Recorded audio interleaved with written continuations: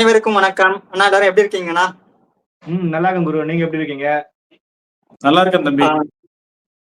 ஓகேங்கண்ணா. அண்ணா இன்னைக்கு ரீசெண்டா ஒரு ஆர்டிகல் பார்த்தோம்னா, அந்த ஆர்டிகல் என்ன சொல்லியிருக்காங்கன்னா, பாட்டாளி மக்கள் கட்சி 2026 எந்த கூட்டணியில இருக்கிறாங்களோ அந்த கூட்டணி என்பது அவங்களுக்கு வெற்றி வாய்ப்பு இருக்கும் சொல்லி ஆர்டிகல்ல அது சாத்தியமா ஃபர்ஸ்ட்? ஆக்சுவலா நீங்க சொன்னதை நானும் பார்த்தேன். இந்த ஹிந்து நியூஸ் பேப்பர்ல வந்தது. அவங்க பல விஷயத்த கோட் பண்ணி தான் சொல்றாங்க. பாட்டாளி மக்கள் கட்சியுடைய ஆதரவு அப்படிங்கிறது எந்த கட்சிக்கு இருக்குதோ அவங்க வெற்றி பெறுவதற்கான சாத்தியம் இருக்குதுன்னு சொல்லியிருக்கிறாங்க. இது எதை பேஸ் பண்ணி சொல்றாங்கன்னா, இன்னைக்கு இருக்கக்கூடிய கூட்டணி நிலவரம். இப்போ நம்ம எடுத்தோடனே அது சாத்தியமான்னு கேட்டா நம்மளும் ஒரு கேள்விக்குறியதான் வைக்கணும். ஒரு பெரிய கொஸ்டின் மார்க்கை தான் அங்க வைக்கணும். ரீசன் என்னன்னா, திமுகவுடைய கூட்டணி திமுகவுடைய கூட்டணி இன்னைக்கு யாராலுமே அசைத்து பார்க்க முடியாத அளவுக்கு இருக்குது. அவங்களுடைய ஓட் பேங்க்ஸ் அப்படியா இருக்கட்டும், அண்ட் தென் அவங்களுடைய கூட்டணியில அந்த கட்சியை தக்க வச்சுக்கிறதா இருக்கட்டும், அவங்களுடைய எலெக்ஷன் ஸ்ட்ராட்டஜியா இருக்கட்டும், எல்லாமே இப்போதைய சூழல்ல அவங்களுக்கு தான் ஃபேவரா இருக்குது. அண்ட் தென் ஆப்போசிஷன் நம்ம பார்க்கக்குள்ள இப்ப பாட்டாளி மக்கள் கட்சி 2024 பிஜேபியோட சேர்ந்து கூட்டணி வச்சிருந்தாங்க. பட் அந்த டைம்ல ஏடிஎம்கே இல்லாதது பெரிய மைனஸ். ஆனா இப்ப ஏடிஎம்கே எந்த மாதிரியான சூழல்ல இருக்கிறாங்கன்றது தெரியல. ஏடிஎம்கே உடைய எதிர்பார்ப்பு என்ன, அவங்களுடைய கூட்டணி வியூகம் என்ன அப்படிங்கிறது தெரியல. அதை பேஸ் பண்ணணும். நாம அதை பேஸ் பண்ணி தான் அதுக்கப்புறம் அதை கால்குலேஷன் பண்ணி தான் இதை நம்ம பெருசா இம்ப்ளிமெண்ட் பண்ண முடியும். நீங்க என்ன சொல்றீங்க கார்த்தி பிரதர்? நீங்க சொன்ன மாதிரி அந்த ஹிந்து நியூஸ் ஆர்டிகல் நம்மளும் படிக்கிட்டு இருந்தது. மொத்தம் ஐயா ராமதாஸ் பல விஷயங்களை முன்வைத்து தான் அந்த ஆர்டிகளே வெளிவந்திருக்கு. உண்மையிலே பாத்தீங்கன்னா திமுக கூட்டணி இப்ப இருக்கிற ஒரு நிலைமையில பார்க்கும்போது மிகவும் ஒரு ஸ்ட்ராங்கான ஒரு கூட்டணி தான் இருக்காங்க. ஆப்போசிஷன்ல பாத்தீங்கன்னா ஏடிஎம்கே ஒரு தனி ஜேனர்ல பயணிக்கிறாங்க. இந்த பக்கம் பிஜேபி ஒரு அவங்களோட தனி ஒரு ட்ராக்ல போயிட்டு இருக்காங்க. பாமக தொடர்ச்சியான மக்களுக்கான அறிக்கைகள் போராட்டங்கள் முன்னெடுத்து வந்தாலும் அவங்களும் ஒரு தனி ட்ராக்ல போயிட்டு இருக்காங்க. புதுசா நடிகர் விஜய் அவர்கள் வந்திருக்காரு. இந்த விஷயத்தை பார்க்கும்போது பாத்தீங்கன்னா 2026 தேர்தல் திமுகவுக்கு எதிராக ஒரு வலுவான கூட்டணி அமைந்தால் மட்டும்தான் திமுக தோற்கடிக்க முடியுமே தவிர, மற்றபடி பார்த்தா மறுபடியும் 2026 திமுக ஆட்சியில் வருவதற்கு அப்படிதான் அப்படிங்கிற மாதிரி தான் இருக்கு. இப்ப அப்படித்தானே இருக்குது. ஆமா, கண்டிப்பா உண்மையில அப்படியான அதிருப்தின்றதுலாம் நீங்க எந்த சூழல்பா? அதிருப்தி எல்லாம் அந்த தேர்தல் நேரத்துல அதெல்லாம் கிடையாது. நீங்க நல்லா பார்த்திருக்கலாம். அதிருப்தி அப்படிங்கிறது ஒவ்வொரு முறையும் தேர்தலுக்கு முன்பாக மட்டும்தான் அதிருப்தி. அப்புறம் அந்த நோட்டை பார்த்தா திருப்தி தான். கண்டிப்பா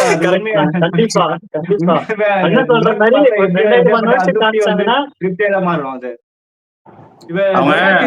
பெரிய நோட்டை பார்த்துட்டாங்கனாலே நல்லா இருக்கும்.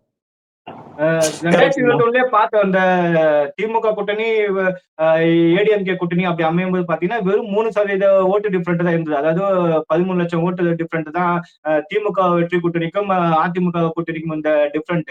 கண்டிப்பா அந்த டைம்ல நடிகர் கமல்ஹாசன் அவர்கள் பாத்தீங்கன்னா திமுகவோட எதிர்ப்பு வாக்குகள் எதிர்கட்சிக்கு போகக்கூடாதுங்கிறதுக்காகவே திமுகவால வளர்க்கப்பட்ட ஒரு இயக்கமா தான் கமல் கட்சி பார்க்கப்பட்டது. அதுக்கு அவர் கொடுத்த அந்த அசைன்மெண்ட் பார்த்தா சிறப்பாக செஞ்சு முடிச்சாரு. உண்மையிலுமே அந்த நேரத்துல கமலஹாசன் அவர்கள் கட்சி தொடங்காம இருந்தாருன்னா கண்டிப்பா ஏடிஎம்கே மறுபடியும் ஆட்சிக்கு அமைஞ்சிருக்குமோ அப்படிங்கிறதா நம்ம தோணுது. ஏன்னா இப்ப பாத்தீங்கன்னா தெரியும், இப்ப கமலஹாசன் திமுகவுக்கு எந்த அளவுக்கு எதிர்த்தாரோ இப்ப அதை விட ஒரு படி மேலே போயிட்டு முட்டு குத்துட்டு இருக்காரு, நம்ம சொல்லி ஆகணும். அதே மாதிரி ஒரு நடிகர் விஜய் அவர்களும் அதே மாதிரி ஒரு நிலைமை தான் நடிகர் விஜய் அவர்கள் 2026 ஏற்படுத்துவாரோ அப்படிங்கிற ரீதி நமக்கு நாம இதுல மிக முக்கியமா பார்க்கணும். என்னன்னா, பல பேர் சொல்றாங்க விஜய் அவர்கள் கட்சி தொடங்கியது பிசிகாவுக்கு நாம் தமிழர் கட்சிக்கு தான் பாதகம்னு. ஆனா விஜயோடைய ஓட் பர்சன்ட் அப்படிங்கிறது யாருக்கு ஆப்போசிஷனா இருக்கும்னா ஏடிஎம்கேக்கு தான் ஆப்போசிஷனா இருக்கும். இப்ப விஜய் கட்சி ஆரம்பிக்கல அப்படின்னா அந்த ஓட்டு அப்படிங்கிறது ஓரளவுக்கு ஏடிஎம்கேக்கு ஸ்பிளிட் ஆகிறதுக்கு வாய்ப்பு இருக்குது. விஜயோடைய ஸ்ட்ராட்டஜி அந்த விஜயோடைய அரசியல் தேவையே என்னன்னா பாயிண்ட் ஆஃப் பர்சன்டேஜ் ஓட்டை காட்டணும் அப்படின்றதுக்காக பிற கட்சிகள், அதாவது பெரிய கட்சிகள் வரக்கூடிய வாக்கு கலைக்கிறது தான் விஜயோடைய நோக்கமே. விஜய் எதுக்காக தான் இந்த கட்சி இப்ப நீங்க பாருங்க 2026 குறைஞ்சபட்சம் நம்மளுடைய ஒரு அசம்ஷன்ல 8% மேல விஜய்க்கு ஓட்டு வரும். 8% மேல வரும். அது இப்போ அதனால பெரிய அளவுல பாமகவுக்கு இம்பாக்ட் கிடையாது. பாமகவில் இருக்கக்கூடியவங்க எந்த ஒரு சூழலையும் அவங்களுக்கு ஓட்டு போட போறது கிடையாது. இந்த நியூட்ரல், அதாவது புதிய வாக்காளர்கள் இருக்கிறாங்கல்ல, அந்த புதிய வாக்காளர்களுடைய நோக்கம் விஜய்க்கு போட்டு பார்க்கலாமோ அப்படின்ற ஒரு எண்ணமுமே இருக்குது. இப்ப தம்பி வந்து கேட்டாப்ல சாத்தியமா அப்படின்னு. சாத்தியமா அப்படிங்கிறது ஒரு கேள்விக்குரிய கடைசி போட்டிருக்கிறாங்கல்ல, அந்த கேள்விக்குரிய இல்லாம இருந்தாதான் அது மிகப்பெரிய அளவுல சாத்தியம். காரணம் என்னன்னா, இப்ப நாமெல்லாம் ஒரே இயக்கத்துல பயணிச்சாலுமே கூட ஃபேக்ட் அப்படிங்கிறது ஒண்ணு இருக்குது. ஃபேக்ட்ன்றது ஒண்ணு இருக்குது. இப்போ டிஎம்கேவுக்கு பெரிய பலமே விசிகா. விசிகாவுடைய ஓட்டு அப்படிங்கிறது பிரியுமா அப்படின்னா அது யார் கட்சி ஆரம்பிச்சாலும் பிரியாது. அது தேர்தல் நேரத்துல எல்லா கட்சியுடைய வேட்டியுமே கட்டுவாங்க. ஆனா ஓட்டு அப்படிங்கிறது விசிகாவுக்கு மட்டும்தான் போடுவாங்க. அண்ட் தென் பிஜேபியோடைய எதிர்ப்பாளர் இருக்கிறதுனால மைனாரிட்டி கிறிஸ்டின்ஸ் முஸ்லிம்ஸ் என்ன பண்ணுவாங்கன்னா, பிஜேபி இல்லாம ஃபார் அன் எக்ஸாம்பிள் தான் சொல்றோம், இது மக்கள் மத்தியில நம்ம பார்த்ததை வச்சு சொல்றோம், நம்மளுடைய சொந்த கருத்து கிடையாது.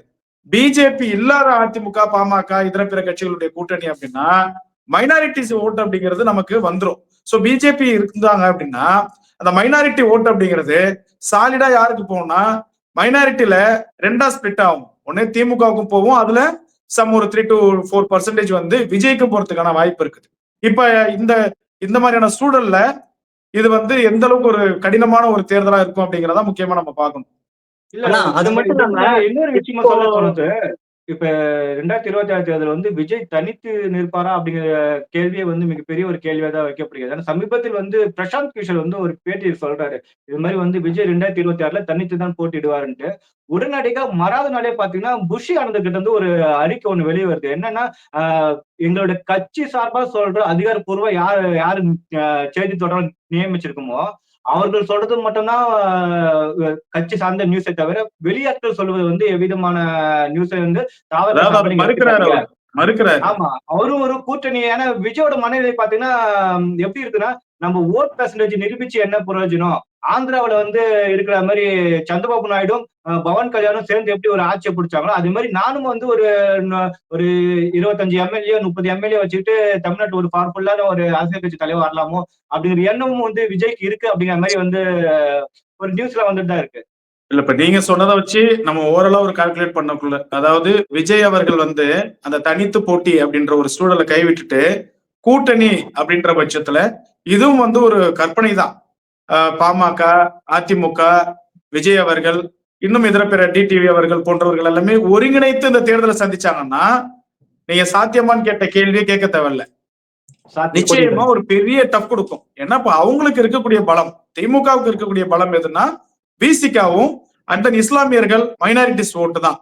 பட் இது வந்து நம்ம இப்போ விஜய் வந்து பாட்டாளி மக்கள் கட்சி கூட வராரு, அதிமுக கூட ஒன்றிணைறாங்க, இன்னும் இதர டிடிவி எல்லாம் வராங்கன்னா இந்த ஓட் பர்சன்டேஜ் அப்படிங்கிறது நிலையானதாகவும் இருக்கும், திமுகவினரே அச்சப்படக்கூடிய வகையில இருக்கும். ஏன்னா இப்ப அவங்க என்ன சொல்றாங்கன்னா, கண்ணு கட்டிய தூரம் வரைக்கும் எங்களுக்கு எதிரி கிடையாது, நாங்க 2026ல சாலிடா. ஏன்னா திமுகவுடைய அரசியல் வியூகத்தை யாராலுமே குறைச்சி மதிப்பிட முடியாது. இதுக்கு உதாரணம் சொல்லணும்னா, பிஜேபியில இருக்கக்கூடிய வினோத் பி செல்வம் அவர் வந்து துறைமுகத்துடைய கேண்டிடேட்டா அறிவிக்கிறதுக்கு 10 மாசத்துக்கு முன்னாடி என்ன பண்றாரு சேகர் பாபு அப்படின்னா, அவங்களுக்கே தெரியாது, யாருக்கு, வினோத் பி செல்வத்துக்கே தெரியாது நம்மள வந்து கேண்டிடேட்டா துறைமுகத்துக்கு அறிவிப்பாங்கன்னு.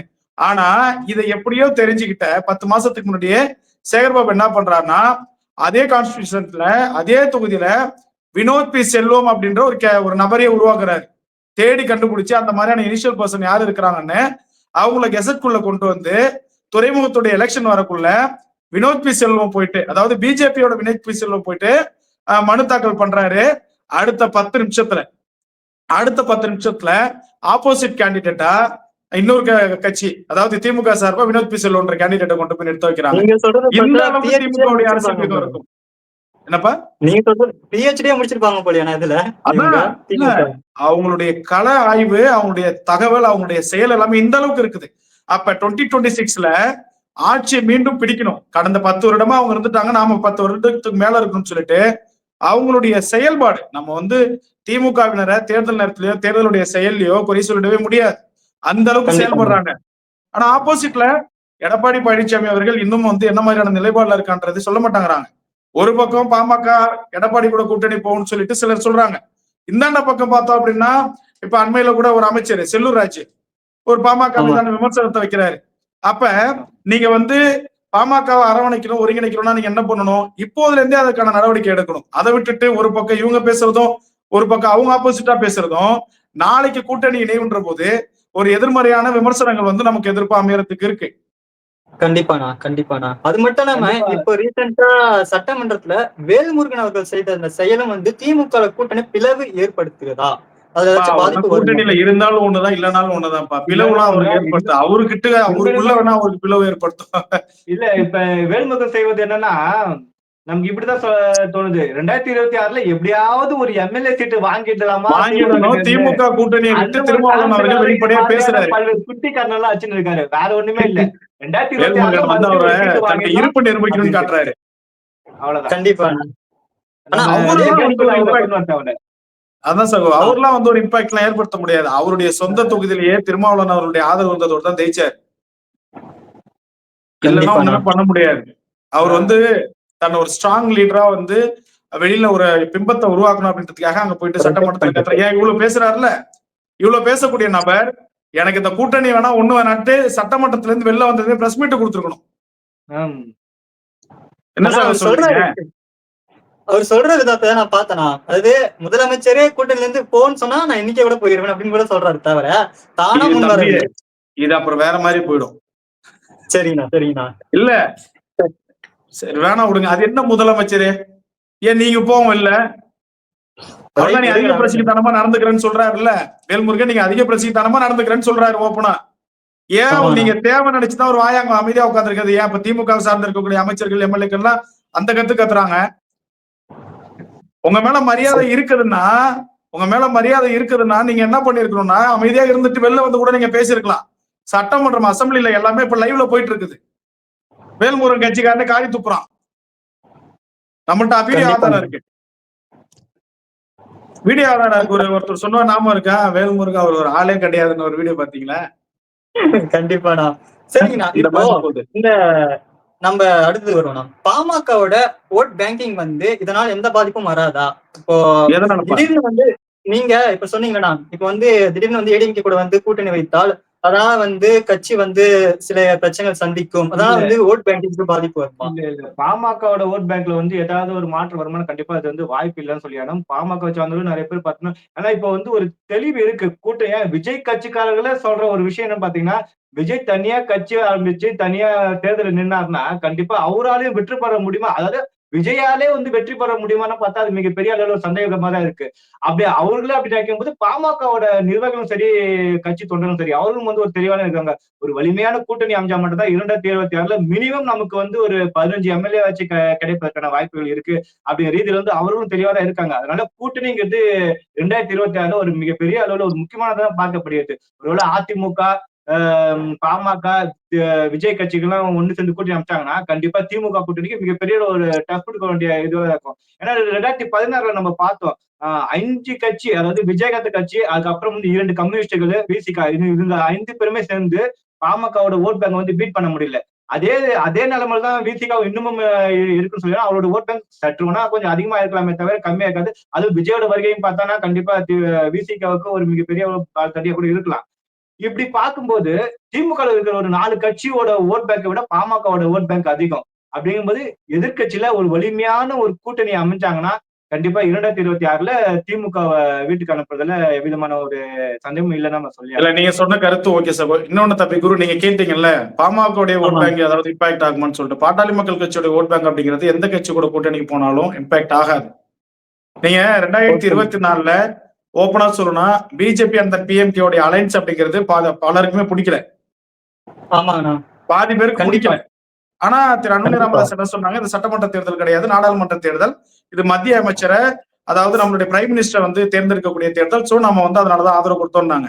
அப்படி இருக்கக்கூடிய சூழலுமே கூட 2024ல பாட்டாளி மக்கள் கட்சியுடைய ஓட் பேங்க் குறையல, அதிகமா இருக்கு, குறையல. எதிர்ப்பு, அதாவது உள்ளுக்குள்ள சிறு கஷ்டங்கள் தொண்டர்களுக்கு இருந்தாலுமே கூட அதை ஏத்துக்கிறாங்க. அது பாமக ஒரு கூட்டணி வைக்கிறாங்கன்னா ஓகே அப்படின்னு சொல்லிட்டு அதை ஏத்துக்கிறாங்க. அப்படி இருக்கக்குள்ள பாமகவுடைய கூட்டணி அப்படிங்கிறது இம்பாக்ட், அதாவது அவங்களுடைய வாக்கு சதவீதம் அப்படிங்கிறது இம்பாக்ட் ஆகிறதுக்கு வாய்ப்பே கிடையாது. சோ இன்னொரு விஷயம் இருக்கு. 2026ல ஒரு பெரிய டஃப் காம்படிஷன் தான் இந்த சொல்லணும். நாம இந்த களம் அப்படிங்கிறது ஒரு பெரிய டஃப் காம்படிஷன். இப்ப பிஜேபி அந்த பிஎம்கே மட்டுமே 2026 சந்திக்கிறாங்க அப்படின்னா அது ஒரு வேற மாதிரி ஆயிடும். நிச்சயமா ஒரு பெரிய பேக்ட்ராப் ஆகும். ஆனா சரி இருந்தா போது பரவாயில்லன்ட்டு பிஜேபி, பிஎம்கே, ஏடிஎம்கே இன்னும் இதர பிற சில கட்சிகளை ஒன்றிணைச்சு தேர்தல் களத்தை சந்திச்சா மட்டும்தான் திமுகவுக்கு டப் கொடுக்கக்கூடிய ஒரு தேர்தலா இருக்கும். இல்லைன்னா சாலிடா டிஎம்கே இங்க வின் பண்ணக்கூடிய வாய்ப்பு தான் இருக்கு. இதை நம்ம பாக்குறவங்க கூட என்னடா இது இப்படி பேசுறாங்கன்னு நினைச்சுக்கலாம். ஆனா உண்மையை நம்ம பேச வேண்டியது கடமை. நம்ம எத்தனை நாளைக்குதான் அப்படி இப்படின்னு மிகைப்படுத்தலாம் பேச முடியாது. களம் இன்னைக்கு எல்லாருக்குமே வெளிப்படையா தெரியுது. களம் வெளிப்படையா தெரியக்குள்ள உள்ளத பேசி ஆகும். அதே நேரத்துலனா இப்போ அன்புமணி அவர்களும் சரி, பாஜக தலைவர் அண்ணாமலையும் சரி, அப்புறம் எடப்பாடியும் சரி, இவங்களோட 3 பேரோட ஒரே நோக்கம் திமுகவை வீழ்த்த வேண்டும் என்பது பொதுவாக தான் இருக்குதே தவிர இன்னொருத்தர் நீங்க ஆட் பண்ணிக்கலாம். இல்ல நீங்க இன்னொருத்தர் ஆட் பண்ணா விஜயோட சமூகத்தை அறிக்கை கூட பார்க்கும்போது ஒரே எதிரி திமுக தான் ஃபர்ஸ்ட் சொல்லியிருக்காரு. அவரும் ஒன்றிய அரசுன்னு சொல்றாரு. கண்டிப்பா கண்டிப்பா விஜய் நிலைப்பாடு கண்டிப்பா நான் ஏற்றுக்கொள்ள முடியல. ஏன்னா அவரு ஒரு சைடும் நிக்கல. அவர் எப்படி நிலைப்பாடு இப்பதானே வந்திருக்கிறாரு. சோ இதுக்கப்புறம் தான் ஒரு பிரஸ் மீட் கொடுக்கணும். அது முதல்ல கண்டிப்பா ஒரு டைரக்ட் பிரஸ் மீட் கொடுக்கணும். அப்பதான் நம்ம இது பண்ண முடியும். வெறும் பேப்பர்ல எழுதி வச்சு மேடையில பேசிட்டு போறத வச்சு நம்ம எதுவுமே யூகிக்க முடியாது. ஒரு பிரஸ் மீட் கொடுக்கணும். அதான் பலதரப்பட்ட கேள்விகள் பத்திரிகையாளர் அவர் முன்னாடி வைக்கணும். அதுக்கெல்லாம் என்ன மாதிரியான ஆன்சர் பண்றாரு, எப்படி டார்கெட் பண்ணி பேசுறாருன்றத பேஸ் பண்ணி தான் நாம அவருடைய நிலைப்பாட ஓரளவுக்காவது ஒரு அசம்ஷன் பண்ண முடியும். இல்லன்னா ஒண்ணுமே இல்ல. விஜயோட பிரஸ் மீட் கண்டிப்பா நிறைய பேர் எதிர்பார்த்து காத்து கொண்டிருக்காங்க சொல்லியாங்க. முக்கியமா திமுகவோட அடிவரடிகள் சொல்லப்படுகிற அந்த பத்திரிகையாளர்கள் கண்டிப்பா விஜய் எப்போ பிரஸ் மீட்டை கொடுப்பாருன்னு சொல்லிட்டு. ஏன்னா 2019 அன்புமணியோட இமேஜை டேமேஜ் பண்ணதுக்கு ஒரு முக்கிய காரணம் பார்த்தா அந்த ஒரு பிரஸ் மீட்டா தான் அமைஞ்சது. அது மாதிரியான ஒரு பிரஸ் மீட்டை விஜய் எப்படியாச்சும் கொஞ்சம் கவுத்து விட்டணும், அவர் கேவலப்படுத்தணும் அப்படிங்கிற ரீதியில திமுக பத்திரிகையாளர்கள் காத்து கொண்டிருக்காங்கன்னு சொல்லி ஆகணும்.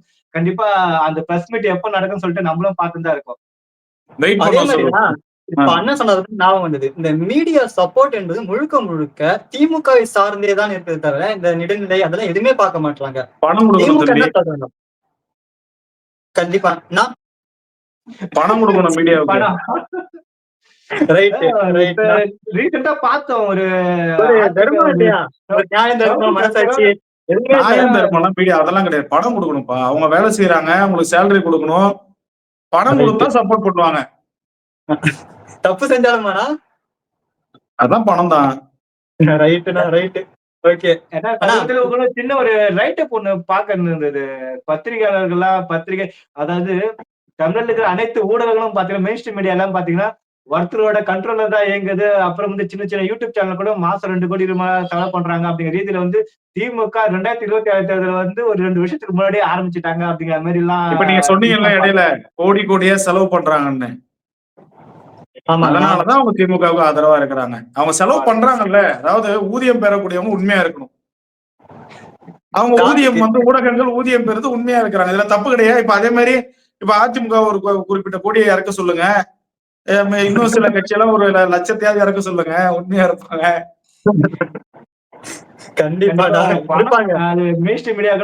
பணம் கொடுத்து வளைச்சிட்டாங்கன்னு நம்ம சொல்லணும். இல்ல சார், நம்ம அவங்க மேல குற்றச்சாட்டை வைக்க முடியாது. காரணம் என்னன்னா இன்னைய காலகட்டம் அவங்களுடைய சுய பொருளாதாரத்தை முன்னேற்றணும்னு ஆசைப்படக்குள்ள அதுல மெயின் ஸ்ட்ரீம் மீடியாஸ் மட்டும் விதி விலக்கு கிடையாது. அதுக்கு இணையான ஊடகங்கள் செயல்படக்கூடிய ஒரு சூழலை பிற கட்சிகள் உருவாக்கணும் ஒன்றிணைந்து. சோ பாப்போம் பொறுத்திருந்து. அதாவது டிஎம்கே அப்படிங்கிற ஒரு பெரும் புள்ளியை நம்ம வீழ்த்தணும் அப்படின்னா நம்ம பேசுறது போலதான் ஏடிஎம்கே, பிஎம்கே அந்த எய்தர் பார்ட்டிஸ் எல்லாமே அலைன்ஸ்குள்ள வந்தாங்கன்னா அதை அச்சீவ் பண்ணலாம்.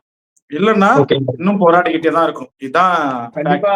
ஏன்னா டிஎம்கே வீழ்த்தணும்னா இது மாதிரியான கூட்டணி அமைன்னு சொல்லிட்டு நம்மளே இவ்வளவு டீப்பா பேசும்போது கண்டிப்பா அந்தந்த கட்சியில இருக்கிற தலைவர்கள் கண்டிப்பா யோசிக்காம இருப்பாங்க. 2026 தேர்தல் கண்டிப்பா திமுகவுக்கு சங்கடிக்கணும்னா எதிர்கட்சிகளா ஒன்றிணைந்தால் மட்டும்தான் அது சாத்தியம் அப்படிங்கிற ரீதியில தான் பார்க்க தோணுது. நிச்சயமா அண்ணா சொன்ன மாதிரி இது எப்படி போகும்னு இன்னும் நம்ம வெயிட் பண்ணி தான் பார்க்க வேண்டியதாக இருக்கிறது. ரொம்ப நன்றிண்ணா. ரொம்ப நாள் கழிச்சு இது மாதிரி உங்க கூட செலவிட்டு இந்த நேரத்தை பயன்படுத்தினதுக்கு நன்றி. செலவிட்டீங்களா? என்னங்கண்ணா பாய் பாய் பாய்.